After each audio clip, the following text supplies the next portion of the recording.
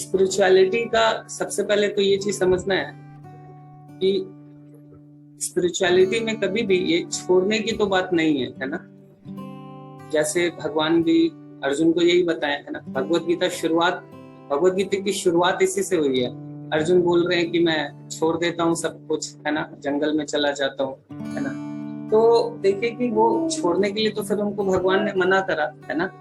और पांडव भी थे, कितने सारे राजा रहे हैं जो कि क्षत्रिय भी थे, है ना, एडमिनिस्ट्रेटर थे, और इतने बड़े बड़े भक्त थे, है ना, युधिष्ठिर महाराज, है ना, ऐसे कई सारे राजा, कुलशेखर, है ना, हमारे परीक्षित महाराज, कितने सारे राजा हुए जो बहुत अच्छे डिवोटी थे, है ना।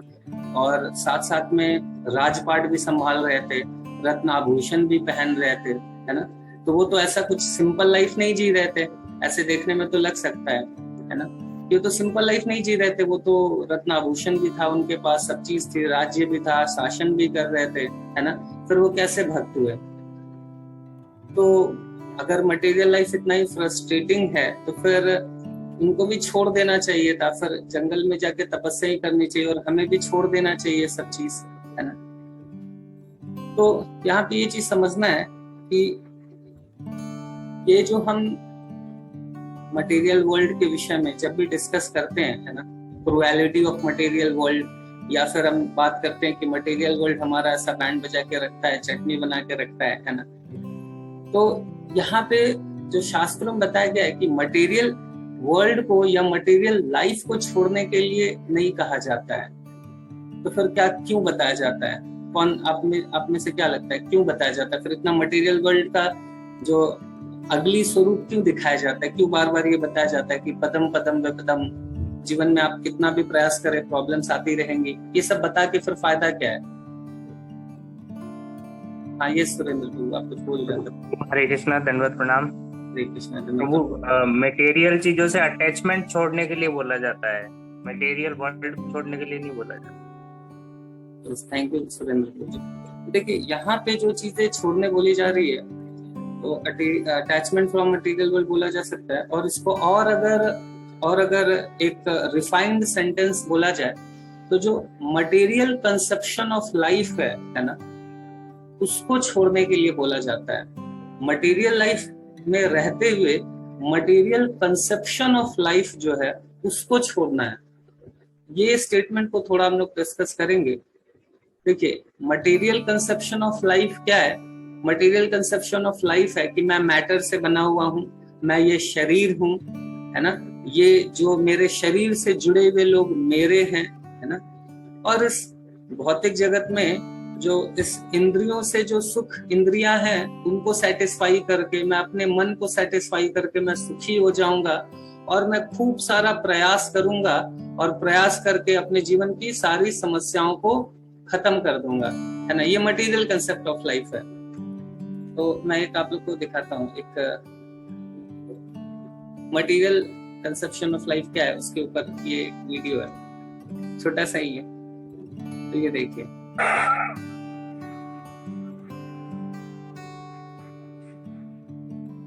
ये क्या कर रहे हैं?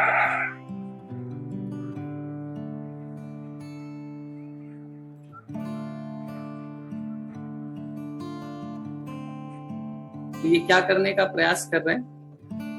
अपने समुद्र में के तट पे जाके और स्विप करने का प्रयास कर रहे हैं, किसको? लहरों को, है ना। तो देखिए कि ये कितना भी इंथुजियास्टिक हो जाए, है ना, कितना भी मोटिवेटिंग हो जाए, कितना भी मोटिवेशनल स्पीकर को सुने, है ना, कितना भी जोश से भरे रहें, कितना भी अपने आप को एनर्जेटिक रखें, बट इनका प्रयास क्या कभी भी सफल हो सकता है? नहीं होगा ना। कितना भी ये अपने आप को निराश नहीं करें, कितना भी उत्साहित रहें, बट क्या लहरें आने बंद होगी? क्या एक लहर को वो स्विप करेंगे दूसरी लहर आ जाएगी, दूसरी को स्विप करेंगे तो तीसरी आ जाएगी, है ना। तो ये कितना भी अपने आप को एंथुसियास्टिक रखे तो फिर क्या होगा? कभी भी लहर आनी तो बंद नहीं होगी, है ना।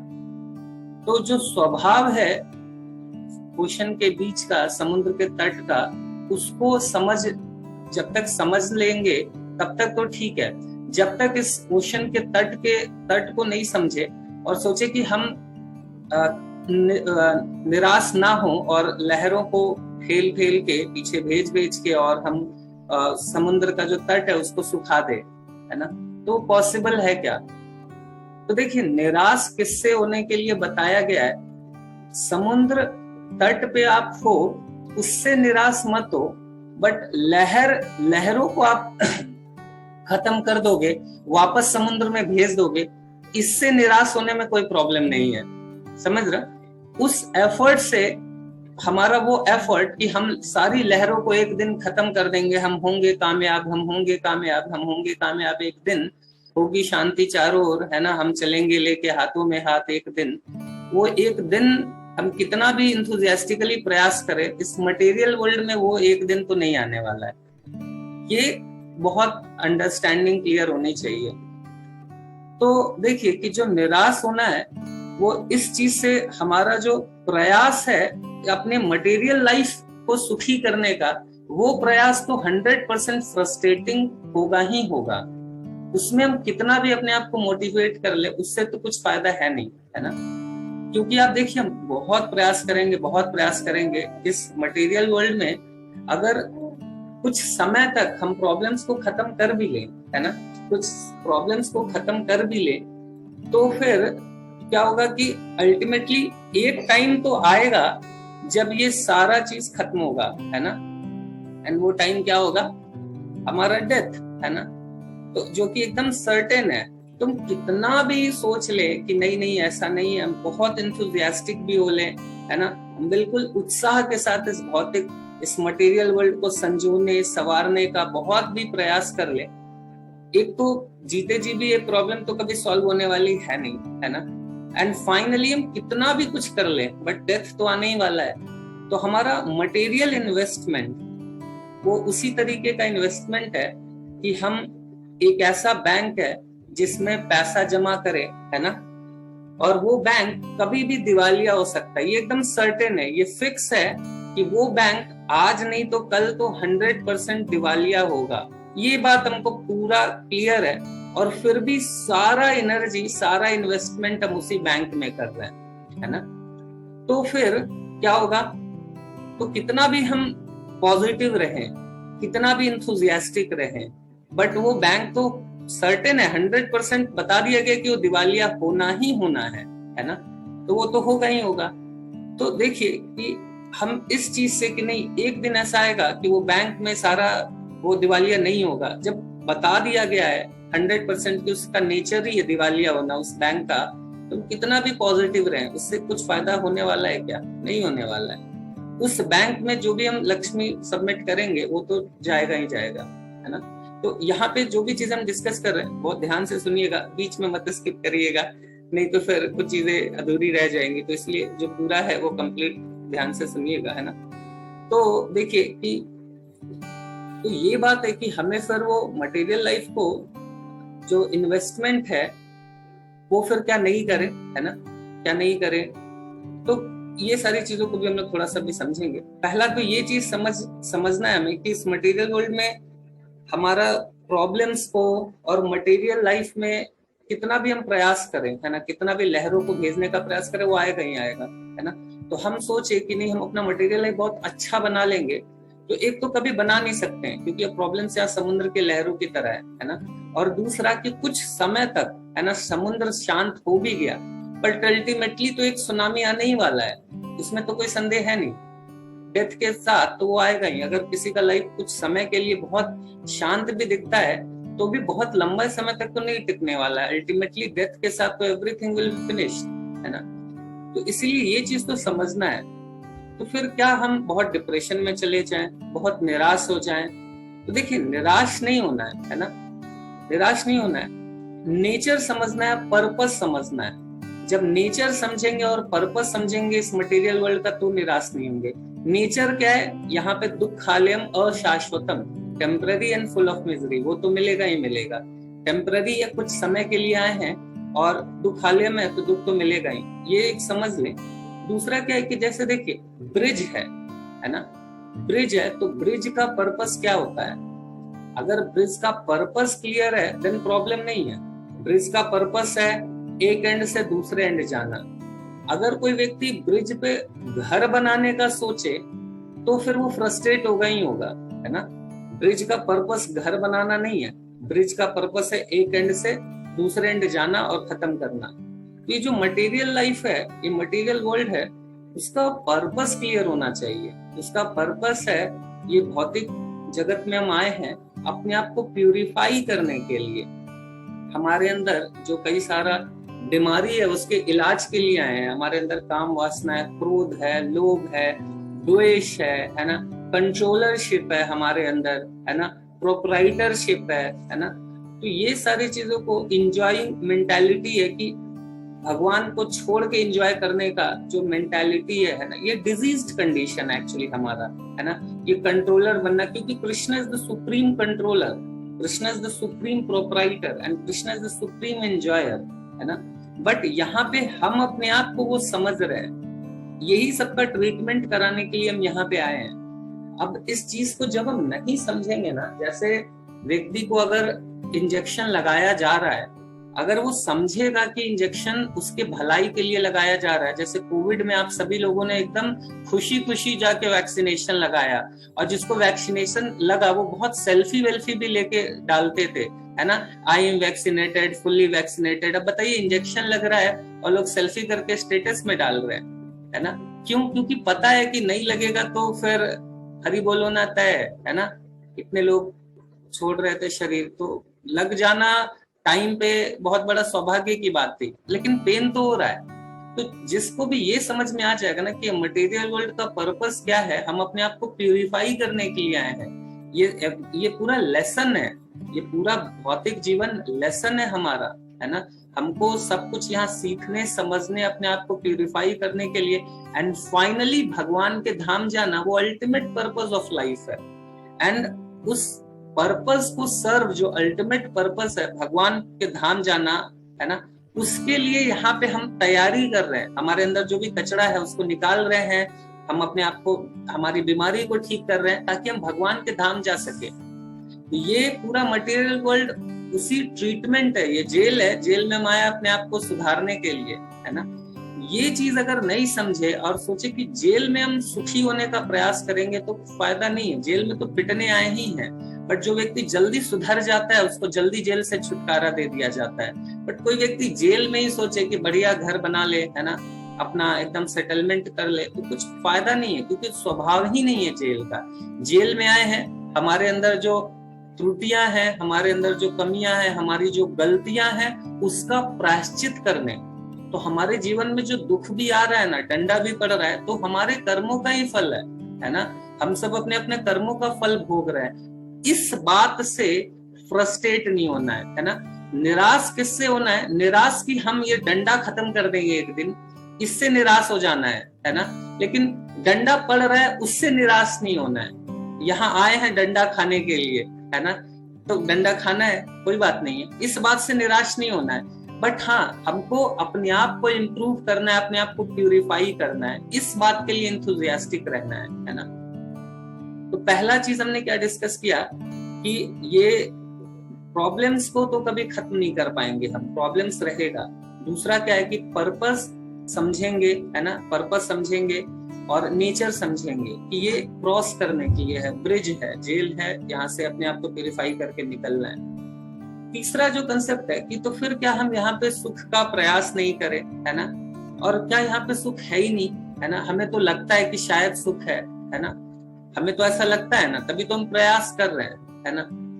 तो देखिए ये जो भाव है, ये जो कि यहाँ पे शायद सुख है, इसको भी कंपैरिजन करते हैं हमारे आचार्य प्रभुपाद जी, बताते हैं कि जैसे कोई रेगिस्तान में जा रहा है ना, रेगिस्तान में जा रहा है तो मिराज उसको दिखता है ना, उसको लगता है कि शायद पानी वहां पे है और मेरी प्यास उस पानी से बुझ जाएगी, है ना। तो वो दौड़ के पानी के पास पहुंचता है, फिर वो पता चलता है कि अरे ये तो मिराज था, पानी कहीं और होगा। फिर वो दूर जाता है, फिर देखता है कि अरे ये भी मिराज है। तो इसी तरह वो भागते रहता है रेगिस्तान में, यहाँ से वहां, वहां से यहाँ, है ना। बट ये जो प्यास है इसका मतलब कि पानी कहीं ना कहीं एग्जिस्ट करता होगा, है ना। तो उसी तरीके से जो हमारे अंदर ये जो सुख प्राप्त करने का, ये जो आनंद प्राप्त करने की जो टेंडेंसी है, वो इस बात को बताती है कि आनंद तो होगा, है ना, बट वो यहाँ पे एग्जिस्ट नहीं करता है ना। जैसे रेगिस्तान में वो एग्जिस्ट नहीं करता है, उसी तरह ये जो आनंद है उस मटेरियल वर्ल्ड में तो कभी नहीं मिलने वाला है ना। अब देखिए, कोई भी व्यक्ति अगर बोल दे, कितना भी मटेरियली, हम सोचे ना कि हम जिन चीजों के पीछे भाग रहे हैं, उन चीजों को जिसने अचीव कर लिया, उनसे आप पूछ लीजिए कि क्या आप सेटिस्फाइड हो, तो बताएंगे कि नहीं, है ना। तो वही है कि जैसे एक एग्जांपल, एक जोक भी है कि एक बार एक व्यक्ति जाता है अपना एक कॉलेज में एडमिशन कराने के लिए जाता है, और वहाँ के नॉर्मली कई बार पूछते हैं ना सिक्योरिटी गार्ड से कि कैसा है आप ये कॉलेज, तो सिक्योरिटी गार्ड बताता है कि वो इंजीनियरिंग के लिए गया था और पूछता है कि ये कैसा है ना कॉलेज। तो सिक्योरिटी गार्ड बताता है कि बहुत अच्छा कॉलेज है, बहुत अच्छा कॉलेज है, मैंने भी बीटेक और एमटेक यहीं से किया है ना। तो फिर वो बताइए, तो फिर ऐसे कॉलेज में आप एडमिशन लेंगे क्या? नहीं लेंगे, है ना। तो उसी तरीके से हम जिन चीजों के लिए सोच रहे हैं, वो देखिए कि क्या उन चीजों को जो अचीव कर सके वो सेटिस्फाइड है ना। तो इसीलिए यहाँ पे बताया ही जा रहा है कि जो आनंद है वो आध्यात्मिकता ही में मिलेगा, है ना। बिकॉज जो आत्मा है वो स्वभाव ही जो आनंद है वो आत्मा का ही स्वभाव है। शरीर का स्वभाव बिल्कुल अपोजिट है। आत्मा का स्वभाव है सत्य, शाश्वत, चित, full of knowledge and Anand, full of bliss में रहना, है ना। बट शरीर का नेचर अपोजिट है ना। शरीर का बिल्कुल वो टेम्पररी है, फुल ऑफ मिजरी है, फुल ऑफ इग्नोरेंस है। तो हम जब तक अपने आप को शरीर से आइडेंटिफाई करेंगे तब तक, और जब तक शरीर के लिए कार्य करेंगे तब तक सेटिस्फाइड नहीं प्राप्त कर सकते हैं। तो हमारा वो बहुत सारा एफर्ट जो सिर्फ शरीर को सेटिस्फाई करने के लिए, मटेरियल प्रॉब्लम्स को सॉल्व करने के लिए है, उससे तो हमें हतोत्साहित हो जाना चाहिए, है ना। तो इंथुजियास्टिक रहना है, जो हमारे अपना आत्मा से रिलेटेड जो भी चीजें हैं, जो हमारा आध्यात्मिक जीवन है, उस आनंद के लिए उसको करना है। क्या तो फिर क्या शरीर के लिए कुछ कार्य नहीं करे, है ना। फिर शरीर को क्या छोड़ दे, विकास जायसवाल प्रभु जी IOCL से आज रेजिग्नेशन दे दे, है ना, आके फिर आश्रम ज्वाइन करे। तो देखिए ऐसा नहीं है, रिस्पॉन्सिबिलिटी निभाना है, और भगवान ने जो हमको बुद्धि दी है ना, उससे, उसके हिसाब से जो इंटेलिजेंस दिया है और जो हमें अपॉर्चुनिटी दी है, उसके हिसाब से हमें अपनी रिस्पॉन्सिबिलिटी को निभाते हुए, बट जो अल्टीमेट पर्पस है उसको प्रायोरिटाइज करके ही रखना है। जैसे जितने भी राजा थे, युधिष्ठिर महाराज, ये सभी, परीक्षित महाराज, ये सारे जितने भी राज ऋषि हुए, इनको राज ऋषि बोला जाता था। ये अपना सारा कर्तव्य निभाते थे, सब कुछ करते थे, बट स्टिल क्या होता था कि वो इसमें कैरिड अवे नहीं होते थे, है ना। तो हम अगर अपने आध्यात्मिक जीवन को सेकेंडरी नहीं बना रहे हैं, है ना, हम अपना जो स्पिरिचुअल लाइफ है उसको सेकेंडरी नहीं बना रहे हैं, स्पिरिचुअल लाइफ को प्रायोरिटी दे रहे हैं, और देते हुए जो कार्य भी कर रहे हैं उसमें प्रॉब्लम नहीं है। बट अगर हम अपने प्रायोरिटी को खत्म कर दे आध्यात्मिक जीवन को, और सोचेंगे कि मटेरियल लाइफ को पहले सेटल करें, फिर आध्यात्मिकता में आएंगे, फिर भक्ति करेंगे, फिर इन चीजों को समझेंगे, तो वो एफर्ट फिर हमारा, तो उस एफर्ट से निराश हो जाए तो अच्छा है ना। क्योंकि वो चीजें रहेंगी, उसके बीच में ही करना है, और उसके बीच में भी दामोदर आके बीच बीच में परेशान करता है, ऐसे जो भी कैमरा बंद करो, इसको पहले सुला दूं, है ना, नहीं होने वाला है, वो करेगा ही, उसका स्वभाव है ना। तो वो बच्चा है, वो करेगा ही। उसी तरह इस मटेरियल का इसी सिचुएशन के बीच में ही हमारी जो भक्ति है, हमारा जो साधना है ना, वो करना है। तो ये अगर हम कर रहे हैं, अगर हम अपने भक्ति को सेकेंडरी नहीं कर रहे हैं, प्रायोरिटी पे रख रहे हैं, और उसके साथ साथ हम अगर मटेरियली हम अपना जॉब कर रहे हैं, इवन प्रमोशंस के लिए प्रयास कर रहे हैं, बेटर अपॉर्चुनिटी है उसको भी एक्सप्लोर कर रहे हैं, तब भी कोई प्रॉब्लम नहीं है। लेकिन अगर हम उसको अपने इसको सैक्रिफाइस करते हुए, है ना, अगर हम इसको सैक्रिफाइस करके एंड देन फिर अपने मटेरियल लाइफ को सेटल करने का प्रयास करें, तो उससे फायदा नहीं है, उससे निराश होना इम्पोर्टेंट है। उससे अगर निराश नहीं होंगे ना, और सोचेंगे कि नहीं, हम शायद हर व्यक्ति, बाकी लोग तो पानी से प्रोटीन नहीं निकाल पाया है ना, बट मैं तो निकाल लूंगा, मैं कोई नया मशीन, वेदांत चेतन प्रभु जी ये बताते हैं कि मैं तो कुछ नया मशीन लेके आया हूँ, मैं तो पानी से प्रोटीन निकाल लूंगा, है ना। तो इतने लोग नहीं निकाल पाए तो हम भी नहीं निकाल पाएंगे, है ना। कोई भी व्यक्ति मटेरियल लाइफ में सेटल ना आज तक हो पाया और ना कोई हो पाएगा, है ना। तो उसका प्रयास करना कि हम इस मटेरियल वर्ल्ड में प्रॉब्लम्स को खत्म कर लेंगे, हम आनंद प्राप्त कर लेंगे, हम सेटिस्फाइड हो जाएंगे, उस एफर्ट से, उस डिजायर के साथ प्रयास करना, उससे निराश होना जरूरी है ना। उसको मटेरियल लाइफ में जो भी चीजें हमको मिली हुई है शरीर को टिकाने के लिए, जो भी रिस्पॉन्सिबिलिटीज है फैमिली को, और जो भी भगवान ने हमें टैलेंट दिया है, जो बुद्धि दी है, उसके हिसाब से जो भी कार्य कर सकते हैं करना है ना। बट वहां पे आनंद डिराइव करने का प्रयास करेंगे, देन फ्रस्ट्रेशन होना तय है। उसको ड्यूटी की तरह करना है। मटेरियल लाइफ में जो कार्य कर रहे हैं वो एज ए ड्यूटी करना चाहिए। वहां पे हम सेटिस्फैक्शन प्राप्त करने का कोशिश करते हैं, इसीलिए फ्रस्ट्रेट होते हैं, क्योंकि वो वहां नहीं मिलने वाला है। सेटिस्फैक्शन प्राप्त करना है, वो आत्मा के लेवल की चीज है, उसको हम अपनी भक्ति से प्राप्त कर सकते हैं। मटेरियल लाइफ में हम सेटिस्फैक्शन खोजने का कोशिश करेंगे तो फ्रस्ट्रेट होंगे। कई बार लोग बहुत अच्छे से डेडिकेटली कंपनी के लिए कार्य करते हैं, आप एज ए ड्यूटी करेंगे देन सेटिस्फाइड रहेंगे। बट जब आप सोचेंगे नहीं ये मेरा पैशन है, इसी में मुझे आनंद लेना है, यही मुझे एक दिन सेटिस्फैक्शन देगा, तो किसी दिन कंपनी जब आपको बोलेगी कि you have to resign, then सारा फिर वो फ्रस्ट्रेशन, डिप्रेशन, एंड कई लोग आ जाते हैं इन वजह से डिप्रेशन में आ जाते हैं कि उन्होंने कंपनी के लिए इतना किया, कंपनी ने छोड़ दिया उन्हें, है ना। तो कई बार इसके लिए आ जाते हैं लोग, है ना। कई बार अपनी जो बाकी रिस्पॉन्सिबिलिटी है, पत्नी, बच्चे, पति, पिता, माता, उन सबकी भी रिस्पॉन्सिबिलिटी हमें निभानी है। बट अगर हम ये सोचे नहीं ये बच्चे को हम इसलिए कर रहे हैं, इसका पालन पोषण की, एक दिन बड़ा होगा और मेरा नाम करेगा रोशन, फिर वो नाम रोशन नहीं करेगा तो फिर हमारा सारा रोशनी निकल जाएगा, फिर हम फ्रस्ट्रेशन में ही रहेंगे, अरे मैंने इसके लिए इतना किया। बागवान मूवी देखेंगे बार बार रिपीट करते करते, है ना। तो उससे फायदा नहीं है। हमको रिस्पॉन्सिबिलिटी मिला, वो रिस्पॉन्सिबिलिटी है ड्यूटी के रूप में भगवान ने हमको दी, हम करेंगे, है ना। बट उस समय भी हम भक्ति करेंगे जब जिस समय से हमें ये पता चल रहा है हम फिक्स रहेंगे भक्ति में, चाहे वो बचपन हो, बुढ़ापा, जवानी, जिस टाइम में भी है उसको करेंगे और वहां से आनंद लेने का प्रयास करेंगे। एंड भगवान मेंटेनर है, वो आज किसी को भी माध्यम बनाएंगे बट हमारा मेंटेनेंस भी करेंगे, है ना। तो हम ये जो अपना उम्मीद, आशा की किरण की मटेरियल वर्ल्ड में कभी तो सुख आएगा, इससे तो निराश होना सही है, क्योंकि इससे जब तक निराश नहीं होंगे ना, भक्ति को हम सीरियसली नहीं लेंगे।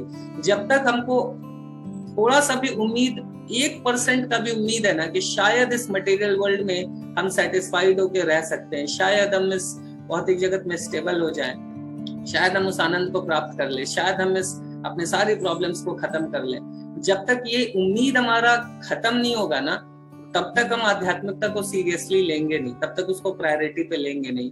एंड दुर्गा देवी को इतना इसलिए मेहनत करना पड़ रहा है, बार बार त्रिशूल चुभा चुभा के हमको ये रियलाइज कराती हैं कि बेटा सेटलमेंट का मत सोचो यहाँ पे, है ना। तुम आए हो, पर्पस समझो, है ना, अपने आप को प्यूरिफाई करो, जो भी तुम गलती आज तक करते आ रहे हो उसको सुधारो, समझो कि तुम क्या कर रहे हो, क्या नहीं कर रहे हो, क्या सीखना है तुमको, पर्पस क्या, ये सब चीज पीट के सिखा रही है, बट हम सीखते नहीं है। जिस दिन सीख लेंगे वो भी पीटना छोड़ देंगे, है ना। तो जब तक हम नहीं सीखेंगे उनको भी पीटना पड़ेगा, जैसे ही हम ये समझ जाएंगे वो भी पीटना छोड़ देंगे।